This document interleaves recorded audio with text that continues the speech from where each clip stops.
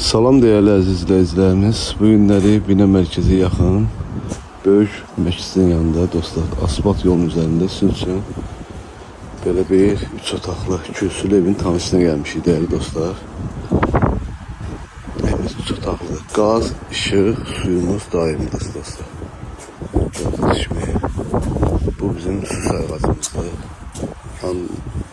Çənimizdir Antalyadan gəlibdir dostlar. Həyətdə də ki maşın daxil olunur. Kombimiz də mövcuddur. Keçəkli evin özünü tanış edim sizə.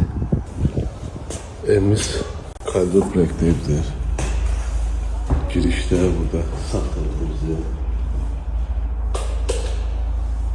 zalımızdır. Dostlar. Radyatörler her bir şeyde yerindedir. Bu da bir de solda mətbəximizdir.